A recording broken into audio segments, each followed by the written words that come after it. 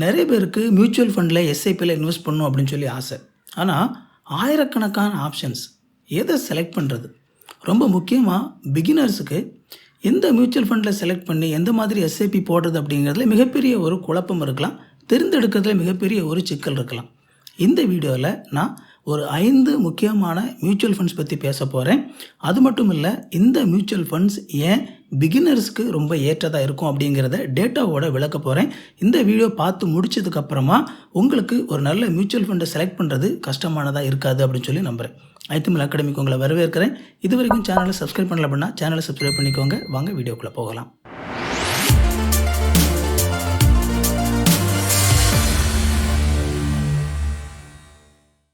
இந்த வீடியோவில் நாம் இண்டெக்ஸ் ஃபண்ட் அப்படிங்கிற ஒரு முக்கியமான ஃபண்டு பற்றி பார்க்க போகிறோம். இந்த இண்டெக்ஸ் ஃபண்ட் அப்படிங்கிறது பிகினர்ஸுக்கு ஏன் ரொம்ப ஏற்றதாக இருக்கும்? முதலாவது இந்த இண்டெக்ஸ் ஃபண்ட்னா என்ன அப்படிங்கிறத புரிஞ்சுக்கோங்க. இண்டெக்ஸ் ஃபண்ட் அப்படிங்கிறது இந்தியாவில் இருக்கக்கூடிய டாப் கம்பெனிஸ் இருக்கும்ல, அந்த கம்பெனிஸினுடைய வளர்ச்சியை ட்ராக் பண்ணக்கூடிய ஃபண்டு. ஓகே, முதலாவது இந்த இண்டெக்ஸ் ஃபண்டை நீங்கள் இன்னும் தெளிவாக புரிஞ்சுக்கிறதுக்கு இந்தியாவில் உள்ள அந்த ஸ்டாக் எக்ஸ்சேஞ்ச் இருக்குல்ல, அதை புரிஞ்சுக்கணும். இந்தியாவில் 2 முக்கியமான ஸ்டாக் எக்ஸ்சேஞ்ச் இருக்குது, என்எஸ்சி, பிஎஸ்சி. இதில் நிஃப்டி 50 அப்படின்னு சொல்லி ஒரு வார்த்தை நீங்கள் அடிக்கடி கேள்விப்பட்டிருப்பீங்க. இந்த நிஃப்டி 50 அப்படிங்கிறது என்ன அப்படின்னா, இந்த என்எஸ்சி அப்படிங்கிற ஸ்டாக் மார்க்கெட்டில் ட்ரேட் ஆகிட்டு இருக்கக்கூடிய முதல் 50 கம்பெனி இருக்குல்ல, அதை தான் நிஃப்டி 50 அப்படின்னு சொல்லி சொல்லுவாங்க. இந்த மாதிரி ஒரு தீமேட்டிக் அடிப்படையில் ஒரு குறிப்பிட்ட விதத்தில் கம்பெனி அடுக்கப்பட்டிருக்கும். இந்த கம்பெனிகளில் முதலீடு பண்ணக்கூடிய மியூச்சுவல் ஃபண்டை தான் இண்டெக்ஸ் ஃபண்ட் அப்படின்னு சொல்லி சொல்லுவாங்க. இந்த இண்டெக்ஸ் ஃபண்டை வேறு விதங்களில் வடிவமைச்சிருப்பாங்க. நிஃப்டி 50 நான் முன்னாடியே சொன்ன மாதிரி முதல் 50 கம்பெனி. நிஃப்டி நெக்ஸ்ட் 50 அப்படிங்கிறது அந்த 50க்கு அடுத்தால் வரக்கூடிய அதுக்கு அடுத்த 50 கம்பெனிகள். நிஃப்டி 250 அப்படின்னா நமக்கு என்எஸ்சியில் வரக்கூடிய முதல் 250 கம்பெனிகள். நிஃப்டி 500 அப்படின்னா முதல் 500 கம்பெனிகள். இந்த மாதிரி வேறு விதமான மியூச்சுவல் ஃபண்டை வழங்கக்கூடிய இந்த நிறுவனங்கள் இருக்குல்ல, அவங்க இந்த மாதிரி நேமில் நிறைய மியூச்சுவல் ஃபண்டு கொடுப்பாங்க. பொதுவாக இந்த மாதிரியான ஃபண்டு பார்த்திங்க அப்படின்னா பிகினர்ஸுக்கு ரொம்ப ஃப்ரெண்ட்லியானதாக இருக்கும். இது ஏன் பிகினர்ஸுக்கு ஃப்ரெண்ட்லி அப்படின்னா, இந்த ஃபண்டு எதுவுமே மார்க்கெட்டை விட அதிகமான அளவு லாபம் சம்பாதிச்சிடணும் அப்படிங்கிற நோக்கத்தோட ரொம்ப அக்ரெசிவாக லாபம் சம்பாதிக்கணும் அப்படிங்கிற விதத்தில் செயல்படக்கூடியதில்லை. மார்க்கெட் எந்த விதத்தில் வளருதோ அதே விதத்தில் அதை ட்ராக் பண்ணி வளரக்கூடியது.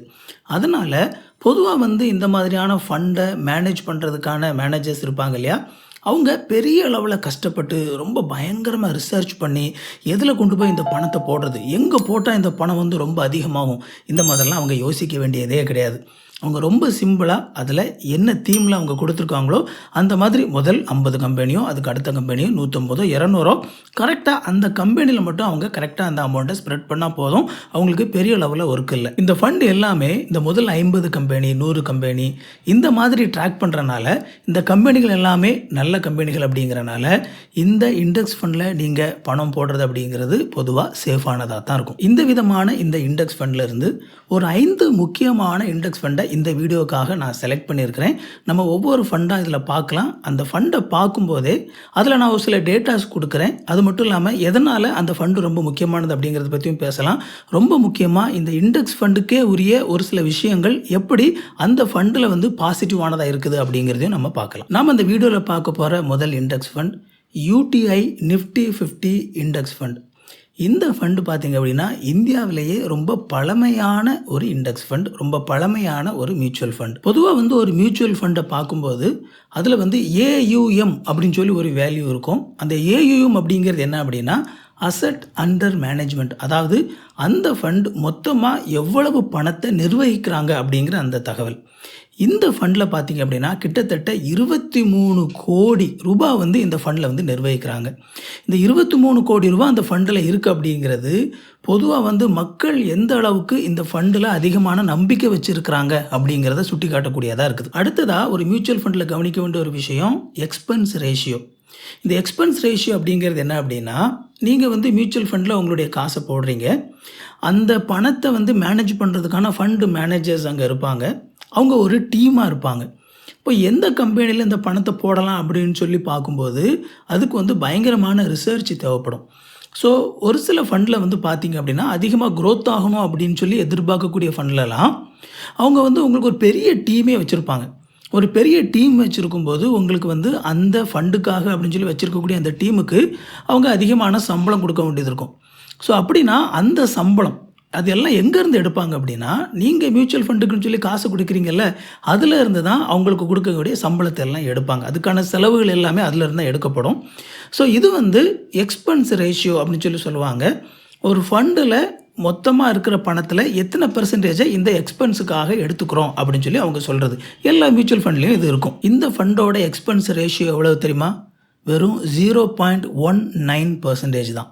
அதாவது மொத்த ஃபண்டில் இருந்து அவ்வளவு தான் அவங்க செலவுக்காக எடுக்கிறாங்க. காரணம் என்ன அப்படின்னா, நான் முன்னாடியே சொன்ன மாதிரி இந்த இண்டெக்ஸ் ஃபண்ட் எல்லாமே ஏற்கனவே வந்து தீர்மானிக்கப்பட்ட முதல் 50 கம்பெனி 100 கம்பெனி அப்படிப்பட்ட கம்பெனிஸில் தான் அவங்க வந்து இன்வெஸ்ட் பண்ண போகிறாங்க. அப்படிங்கிறனால பெரிய அளவில் வந்து இதுக்கு ரிசர்ச் பண்ணி இந்த கம்பெனியில் போடவா அந்த கம்பெனியில் போடவா அப்படிங்கிற குழப்பமே அவங்களுக்கு இல்லை. அதனால் வந்து ரொம்ப குறைவான நபர்கள் இருந்தாலே இந்த ஃபண்டை நிர்வகிக்க முடியும். அப்படிங்கிறனால இந்த ஃபண்டுக்காக அப்படின்னு சொல்லி அவங்க பண்ண வேண்டிய செலவு அப்படிங்கிறது ரொம்ப குறை. அதனால் நீங்கள் போடக்கூடிய காசு அது வந்து அவங்க செலவுக்குன்னு சொல்லி அதிகமாக எடுக்க மாட்டாங்க. ரொம்ப கொஞ்சமாக தான் எடுத்துப்பாங்க.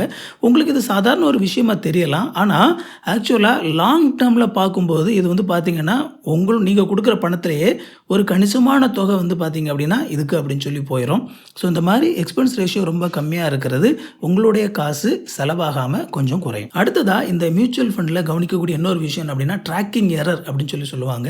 இந்த ட்ராக்கிங் எரர் அப்படிங்கிறது என்ன அப்படின்னா, அவங்க ட்ராக் பண்ணக்கூடிய இந்த இண்டெக்ஸ் நிஃப்டி 50 எடுத்துக்கிட்டோம் அப்படின்னா, அந்த நிஃப்டி 50 எந்த மாதிரி வளர்ச்சி அடைஞ்சிருக்கோ அதுக்கு ஏற்ற விதமாக கரெக்டாக இதுவும் வளர்ச்சி அடைஞ்சிருக்குதா அப்படிங்கிறத ரெண்டையும் ஒப்பிட்டு பார்க்கும்போது இந்த ஃபண்டினுடைய அந்த ட்ராக்கிங் எரர் அந்த டிஃப்ரென்ஸ் எவ்வளோன்னு சொல்லி பார்த்தீங்க அப்படின்னா 0.02% தான். ஸோ அந்த அளவுக்கு துல்லியமாக இந்த ஃபண்டில் இருந்து அவங்க இந்த இண்டெக்ஸை ட்ராக் பண்ணுறாங்க. இது ரொம்ப பழமையான ஒரு ஃபண்டு, அதிகமான மக்கள் இதில் காசு போட்டிருக்கிறாங்க.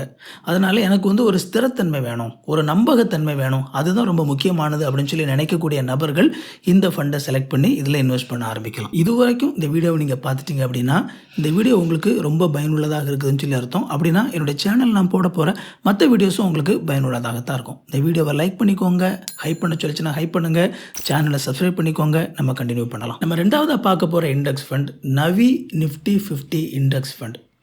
இந்த இண்டெக்ஸ் ஃபண்டினுடைய மிகப்பெரிய ப்ளஸ் பாயிண்ட் என்ன அப்படின்னா இதனுடைய எக்ஸ்பென்ஸ் ரேஷியோ தான். இந்த ஃபண்டோடைய எக்ஸ்பென்ஸ் ரேஷியோ 0.06%. அதாவது இந்தியாவிலேயே மிக குறைந்த எக்ஸ்பென்ஸ் ரேஷியோ உள்ள ஃபண்டு இந்த ஃபண்டு தான். இந்த ஃபண்டினுடைய எக்ஸ்பென்ஸ் ரேஷியோ இந்த அளவுக்கு குறைவாக இருக்குது அப்படிங்கிறனால இந்த ஃபண்டை மேனேஜ் பண்ணுறதுக்கு தரமான ஆட்கள் இல்லையோ அப்படின்னு சொல்லி நீங்கள் தயங்க வேண்டிய அவசியம் கிடையாது. இந்த அளவுக்கு கம்மியான எக்ஸ்பென்ஸ் ரேஷியோ இருந்தாலும் கூட இதனுடைய ட்ராக்கிங் எரர் வந்து பார்த்தீங்க அப்படின்னா 0.04% தான். இந்த ஃபண்டினுடைய AUM அப்படின்னு சொல்லி பார்க்கும்போது கிட்டத்தட்ட 3400 கோடி அளவு பணம் வந்து இந்த ஃபண்டு மூலமாக ஹேண்டில் பண்ணப்படுது. ஒரு நீண்ட கால இன்வெஸ்ட்மெண்ட்டில் சின்ன சின்ன செலவுகள் கூட ரொம்ப காலம் கழித்து பார்க்கும்போது மிகப்பெரிய செலவுகளாக மாறி நிற்கும். ஒரு நபர் நான் நீண்ட காலத்துக்கு நான் இன்வெஸ்ட் பண்ணணும், ரொம்ப நாளைக்கு நான் எந்த விதமான டிஸ்டர்பன்ஸும் இல்லாமல் நான் வந்து தொடர்ந்து இன்வெஸ்ட் பண்ணணும் அப்படின்னு சொல்லி ஆசைப்பட்றேன், அதே நேரத்தில் சேஃபான ஒரு இன்வெஸ்ட்மெண்ட்டாகவும் அது இருக்கணும் அப்படின்னு சொல்லி ஆசைப்பட்டாங்க அப்படின்னா அப்படிப்பட்ட நபர்கள் தேர்ந்தெடுக்கக்கூடிய ஒரு பாதுகாப்பான நீண்ட காலத்துக்கான ஒரு முதலீடாக இந்த இண்டெக்ஸ் ஃபண்ட் இருக்கும். நம்ம மூணாவதாக பார்க்க போகிற fund HDFC index fund Nifty 50 plan. இது வந்து பார்த்திங்க அப்படின்னா ஒரு ஆல்ரவுண்ட் பெர்ஃபார்மர் அப்படின்னு சொல்லி சொல்லலாம். இதில் வந்து பார்த்திங்க அப்படின்னா இதனுடைய மிகப்பெரிய பலமே HDFC அப்படிங்கிற ஒரு மிகப்பெரிய பிராண்டினுடைய பேக்கப் இருக்கிறது தான். ஒரு மிகப்பெரிய பிராண்டினுடைய பின்னணியிலிருந்து இந்த இண்டெக்ஸ் ஃபண்ட் வருது. இந்த மாதிரியான ஒரு பிராண்டினுடைய பின்னணியிலிருந்து இந்த ஃபண்ட் வந்தாலும் கூட இதனுடைய எக்ஸ்பென்ஸ் ரேஷியோ அப்படிங்கிறது பார்த்திங்க அப்படின்னா 0.20% தான். ஸோ பெரிய அளவில் ஒன்றும் கிடையாது. கிட்டத்தட்ட 20 கோடிக்கும் அதிகமான பணம் வந்து இந்த இண்டெக்ஸ் ஃபண்ட் மூலமாக நிர்வகிக்கப்படுது. HDFC அப்படின்னு சொல்லி பார்த்திங்க அப்படின்னா அவங்க இந்த பேங்கிங் துறையில் முக்கியமாக இந்த ஃபைனான்ஸ் செக்டரில் தங்களை ரொம்ப ஸ்ட்ராங்காக நிலைநிறுத்தி வைத்திருக்கக்கூடிய ஒரு மிகப்பெரிய ஒரு பிராண்ட். ஒரு சில நபர்கள் பார்த்திங்கன்னா அவங்களுக்கு வந்து இந்த பிராண்ட் வேல்யூ எதிர்பார்ப்பாங்க. அவங்களுக்கு வந்து ஒரு நம்பகமான ஒரு பிராண்ட் வேல்யூ அவங்களுக்கு வேணும்.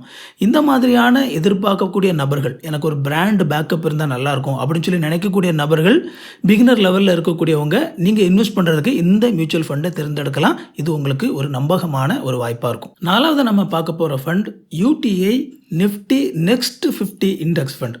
ஸோ அந்த நெக்ஸ்ட் அப்படிங்கிற அந்த வார்த்தையை கவனிங்க.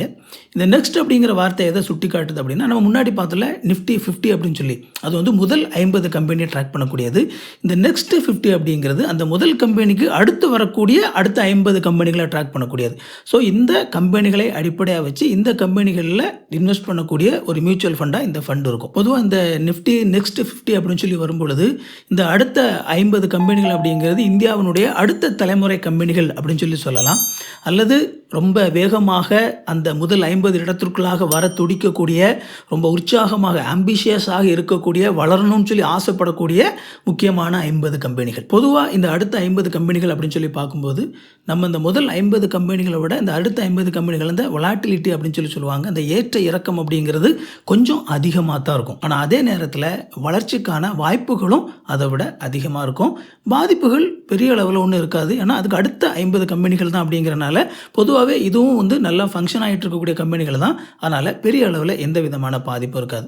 இந்த நிஃப்டி நெக்ஸ்ட் 50 இண்டெக்ஸ் ஃபண்டில் வந்து பார்த்தீங்க அப்படின்னா கிட்டத்தட்ட 5500 கோடி பணத்தை வந்து இவங்க ஹேண்டில் பண்ணுறாங்க. இதனுடைய எக்ஸ்பென்ஸ் ரேஷியோ 0.34%. பொதுவாக பிகினர் லெவலில் இருக்கக்கூடியவங்க இதை வந்து உங்களுடைய முதல் ஃபண்டாக நீங்கள் செலக்ட் பண்ண வேண்டிய அவசியம் கிடையாது. நீங்கள் வந்து முதல் ஃபண்டாக நிஃப்டி 50லேருந்து நீங்கள் செலக்ட் பண்ணிக்கலாம். அதுக்கு அடுத்ததாக எனக்கு இன்னும் கொஞ்சம் க்ரோத் கிடைச்சா நல்லாயிருக்கும், ஆனால் அதே நேரத்தில் நான் பெரிய அளவு ரிஸ்க் எடுக்க விரும்பலை அப்படின்னு சொல்லி ஆசைப்படக்கூடிய நபர்கள் இந்த நிஃப்டி நெக்ஸ்ட் 50யை ட்ராக் பண்ணக்கூடிய இந்த ஃபண்டை நீங்கள் செலக்ட் பண்ணிக்கலாம். ஐந்தாவதாக நான் உங்களுக்கு சுட்டிக்காட்ட விரும்புகிற ஒரு முக்கியமான இண்டெக்ஸ் ஃபண்ட் என்ன அப்படின்னா மோதிலால் ஆஸ்வால் நிஃப்டி 500 இண்டெக்ஸ் ஃபண்ட். இந்த வீடியோவை நல்லா கவனிச்சுட்டு வந்திருக்கவங்களுக்கு இப்போ இந்த நேமை பார்த்த உடனேயே இது எந்த ஃபண்ட் அப்படிங்கிறது உங்களுக்கு புரிஞ்சிருக்கும். எஸ், என்எஸ்சியில் லிஸ்ட் ஆகிருக்கக்கூடிய கம்பெனிகளில் முதல் 500 கம்பெனிகளை அடிப்படையாக வச்சு அந்த கம்பெனிகளில் நீங்கள் கொடுக்குற பணத்தை இன்வெஸ்ட் பண்ணுறது தான் இந்த நிஃப்டி 500 இண்டெக்ஸ் ஃபண்ட். நீங்கள் கொடுக்குற இந்த பணம் இந்தியாவினுடைய முதல் 500 கம்பெனிகளில் இன்வெஸ்ட் பண்ணப்படுது.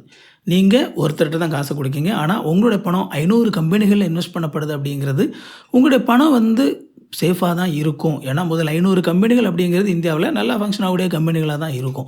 அதனால் உங்களுடைய அந்த பணத்தினுடைய வளர்ச்சி அப்படிங்கிறதும் ஒரு சீரான விதத்தில் இருக்கும் அப்படின்னு சொல்லி நம்ம நம்ப முடியும். இந்த மாதிரி 500 கம்பெனிகளில் வந்து உங்களுடைய பணம் இன்வெஸ்ட் பண்ணப்பட்டாலும் இந்த ஃபண்டுக்கான எக்ஸ்பென்ஸ் ரேஷியோ வந்து பார்த்திங்க அப்படின்னா 0.21% தான். அதனால் உங்களுடைய பணத்திலேருந்து பெரிய அளவில் ஒன்றும் பணம் அவங்களுடைய அந்த ஃபண்டை மேனேஜ் பண்ணுறதுக்கான செலவுக்கு அப்படின்னு சொல்லி போகாது. நிறைய ஃபண்டுகள் வேண்டாம், ஒரு ஃபண்டு போதும்ப்பா, நமக்கு வந்து ஸ்டேபிளான ஒரு க்ரோத் இருந்தால் போதும், ரொம்ப நாளைக்கு நான் இன்வெஸ்ட் பண்ணும் அப்படின்னு சொல்லி ஆசைப்படக்கூடிய ஒரு சில நபர்களுக்கு இந்த ஃபண்டு ரொம்ப ஏற்ற ஒரு ஃபண்டாக இருக்கும். இப்போ உங்களுக்கு ஒரு பிகினர் லெவலில் இருக்கக்கூடியவங்க ஒரு நல்ல மியூச்சுவல் ஃபண்டை செலக்ட் பண்ணி தங்களுடைய இன்வெஸ்ட்மெண்ட் ஜேர்னியை ஸ்டார்ட் பண்ணணும் அப்படின்னா எப்படி ஸ்டார்ட் பண்ணுறது, எதில் இன்வெஸ்ட் பண்ணுறது அப்படிங்கிறது தெரிஞ்சு போச்சு.